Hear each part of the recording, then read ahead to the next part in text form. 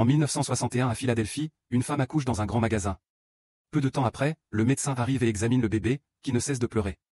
À sa grande surprise, le bébé s'est fracturé les jambes et les bras dans l'utérus. De nombreuses années plus tard, David prend le train pour retourner à Philadelphie après un entretien d'embauche à New York. Lorsqu'il voit qu'une femme s'apprête à s'asseoir à côté de lui, il enlève sa bague et la cache dans sa poche.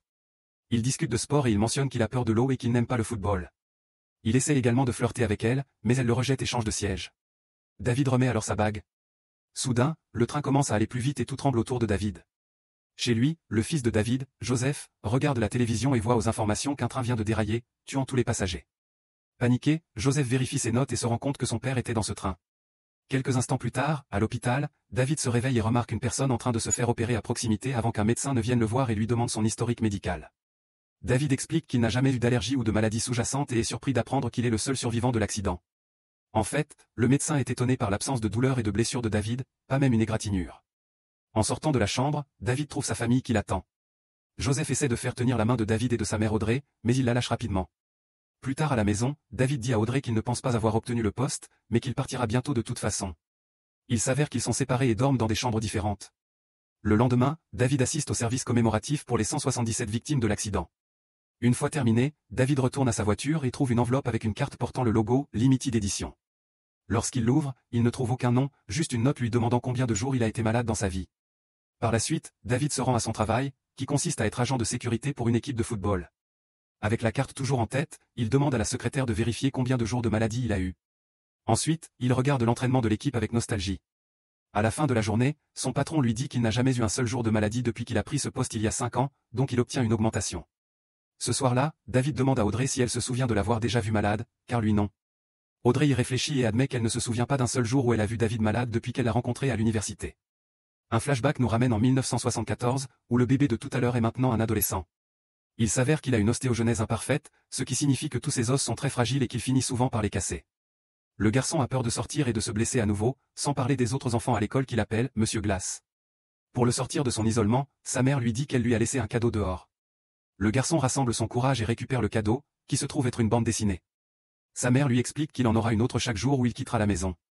De nos jours, le garçon est devenu adulte. Son nom est Delia et il a une galerie d'art dédiée à l'art des bandes dessinées. Il est très protecteur des bandes dessinées en tant que forme d'art et annule une vente lorsqu'il apprend que le client veut offrir une peinture précieuse à son enfant de 4 ans. L'après-midi, David et Joseph viennent voir Elia pour lui poser des questions sur la carte. Elia explique qu'il s'intéresse à la santé de David et est heureux d'apprendre qu'il n'a jamais été malade. Cependant, Elia a eu une blessure, à l'université, il a eu un accident de voiture qui lui a blessé la jambe et l'a obligé à abandonner le football.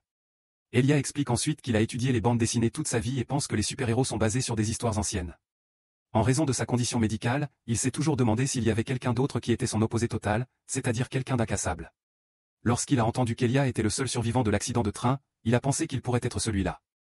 Joseph est excité par la possibilité que son père soit un super-héros, mais David pense que c'est une arnaque bizarre et part avec son fils. Ce soir-là, David lit un article sur l'accident dans le journal, ce qui l'incite à vérifier son placard. Il y a une arme à feu cachée là et un dossier avec des coupures de journaux liées à sa vie. Les premières montrent le début de sa carrière de footballeur et la dernière est l'accident de voiture. Le véhicule est vraiment endommagé, donc le fait qu'il ait survécu est un miracle. À ce moment-là, il est interrompu par Audrey, qui lui demande s'il a été avec une autre personne. Après que David a dit que non, Audrey admet qu'elle a été secouée par l'accident de train et annonce qu'elle aimerait travailler à nouveau sur leur relation, car sa survie est un signe de seconde chance. Un peu plus tard, Elia rend visite à David pendant qu'il travaille, lui disant que ce n'est pas une coïncidence s'il a choisi la sécurité comme travail, car son instinct le pousse à protéger les gens. Pendant qu'il marche près de la ligne, David s'arrête pour regarder un homme en particulier et pense qu'il partira avant qu'on puisse le fouiller. Comme il l'avait prédit, l'homme part bientôt. Elia se demande comment David savait que cet homme portait une arme, donc David explique qu'il a en quelque sorte une image dans sa tête le montrant. En fait, il a un instinct naturel pour dire quand quelqu'un a fait quelque chose de mal. Elia appelle cela son super pouvoir, mais David n'aime pas la direction que prend la conversation et lui demande de partir. Avant de partir, Elia demande si quelqu'un d'autre était dans l'accident de voiture, et David confirme qu'Audrey était là aussi. Ensuite, Elia retourne à sa voiture et voit l'homme supposément armé passer. Il commence à le suivre et même à lui demander d'attendre, mais l'homme l'ignore. Elia essaie d'aller aussi vite que possible malgré sa condition, mais il est toujours trop lent. Lorsque l'homme descend dans la station de métro, Elia pousse son corps à bout et tombe, se cassant plusieurs os. Alors que sa canne se brise et qu'il doit supporter une douleur insupportable, il voit le t-shirt de l'homme bouger et révéler l'arme cachée en dessous, comme David l'avait prédit. Après le match, David rentre chez lui et voit Joseph jouer au football. Il le réprimande pour cela, lui rappelant qu'Audrey déteste ce sport à cause des blessures qu'il cause. Ensuite, David décide de faire une petite expérience et commence à soulever des poids. Au début, c'est juste 250 livres, le plus qu'il ait jamais soulevé. Joseph continue d'ajouter de plus en plus de poids à chaque essai jusqu'à ce qu'ils utilisent tous les poids qu'ils possèdent. Voulant en savoir plus, ils ajoutent également des pots de peinture et David finit par soulever 350 livres sans même transpirer. À l'hôpital, Elia apprend qu'il a plusieurs fractures, mais les pires sont les 14 dans sa jambe, pour lesquelles il aura besoin de physiothérapie.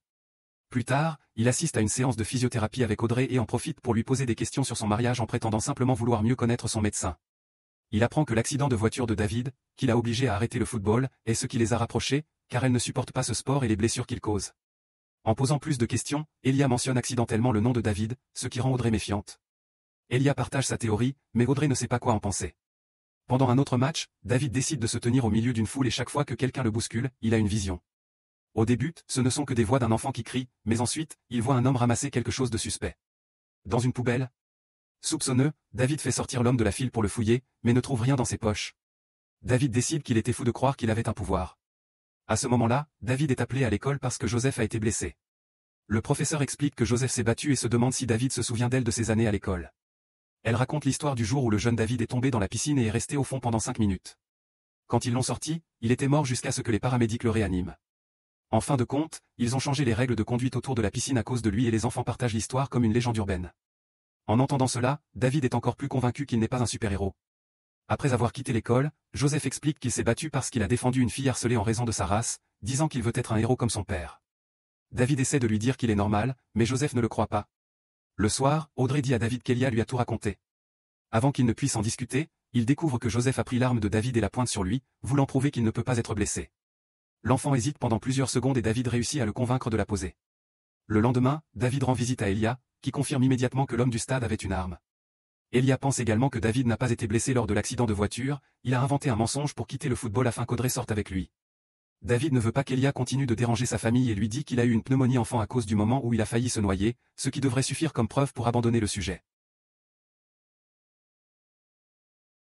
Plus tard, Elia est dans une librairie de bande dessinée dans un état non réactif.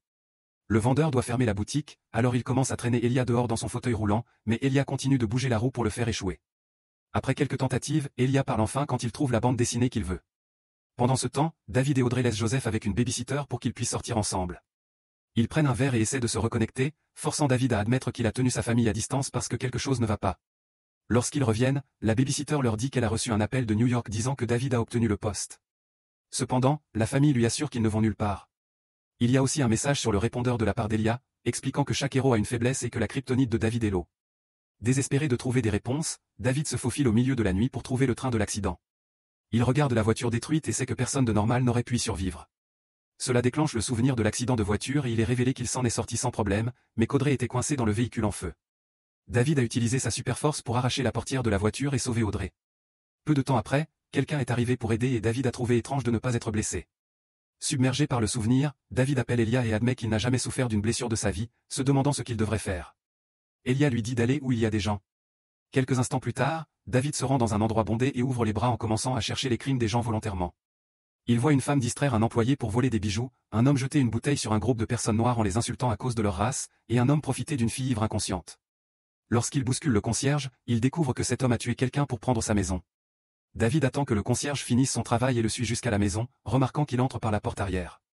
En suivant la même route, David entre aussi et découvre que l'endroit est en désordre, sans parler du corps du propriétaire qui est toujours dans les escaliers. Ensuite, il regarde autour des pièces et trouve 2 enfants attachés dans un placard. David les libère immédiatement et leur demande de rester silencieux.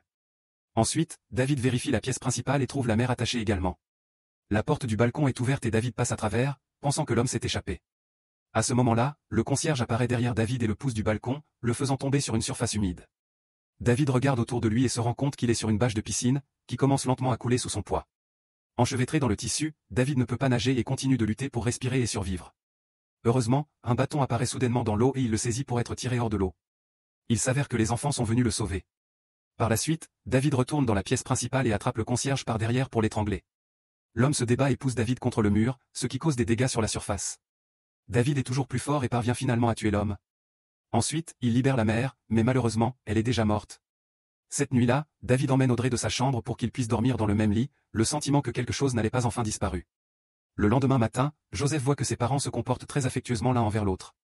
Lorsqu'Audrey est distraite, David montre à Joseph le journal avec les nouvelles du concierge mort, qui inclut une illustration d'un mystérieux justicier. David confirme que c'est lui et demande à Joseph de garder le secret. Quelque temps plus tard, David se rend à l'exposition d'art d'Elia et rencontre sa mère, qui lui parle des deux types de méchants, ceux qui se battent avec leurs poings, et ceux qui se battent avec leur esprit. La femme a entendu parler de David parce qu'Elia l'appelle un ami. Ensuite, David suit Elia dans son bureau et Elia le félicite pour sa première nuit en tant que justicier. Il lui propose de se serrer la main et lorsqu'ils le font, David fait une découverte choquante. Depuis des années, Elia provoque volontairement des accidents pour trouver un super-héros, y compris le train dans lequel David se trouvait. Choqué, David regarde autour de lui et remarque les plans et les recherches d'Elia. Elia explique que maintenant que David sait qui il est, il connaît enfin sa propre identité, le méchant du héros qu'est David. Comme dans les histoires, ils sont des opposés exacts, mais parfois aussi amis. Peut-être que Monsieur Glass a toujours été le nom de code de méchant d'Elia. David appelle immédiatement la police et Elia est envoyé dans une institution pour criminels aliénés.